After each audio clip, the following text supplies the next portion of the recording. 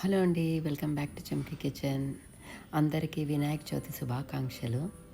ఇవాళ వినాయకుడికి ఎంతో ఇష్టమైన మోదకాల రెసిపీని చూద్దామా? ఇది చాలా ఈజీగా నా పద్ధతిలో మీరు ఒకసారి ట్రై చేయండి. చాలా ఈజీగా చేసేస్తారు.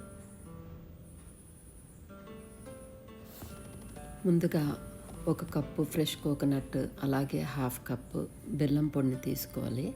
అందులో ఒక 2 టేబుల్ స్పూన్లు వాటర్ని తీసుకోవాలి. 5 నిమిషాల పాటు బాగా కలుపుకోండి.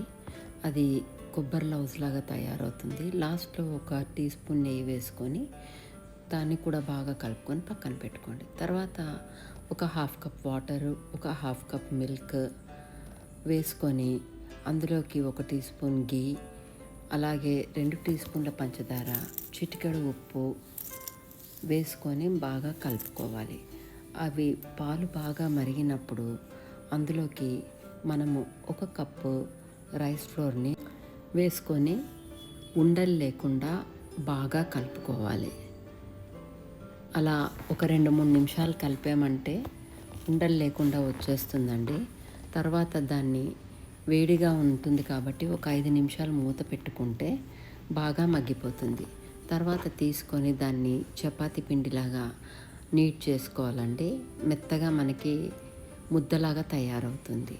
తర్వాత మోదకులు చేసే మౌల్డ్ ఎక్కడైనా దొరుకుతాయండి. దాని సహాయంతో మనము మోదకుల్ని ఈజీగా చేసుకోవచ్చు.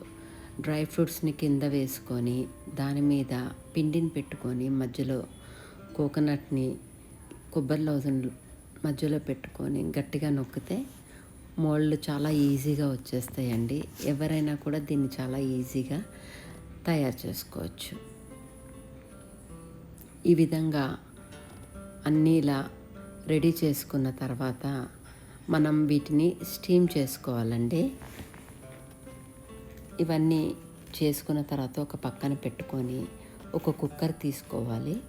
ఆ కుక్కర్లో ఒక గ్లాస్ నీళ్ళు వేసుకొని అవి మరుగుతున్నప్పుడు అందులో స్టీమర్ని పెట్టుకొని దాని మీద గీ అప్లై చేసుకొని మనం చేసుకున్న మోదకులన్నీ పెట్టి ఒక 10 నిమిషాలు గ్యాస్ కట్ లేకుండా పెట్టుకోవాలి. ఒక 10 నిమిషాలు సరిపోతుందండి. ఆవిరికి చాలా బాగా ఉడికిపోతాయి. ఒకసారి మీరు కూడా ఈ రెసిపీని తప్పకుండా ట్రై చేయండి. వినాయక చవితికి ఎంతో ఇష్టమైన ఈ మోదకాలను మీరు కూడా వినాయకుడికి సమర్పించండి. మీకు నచ్చితే please comment, share and subscribe to my kitchen. Thanks for watching. అందరికీ వినాయక చవితి శుభాకాంక్షలు.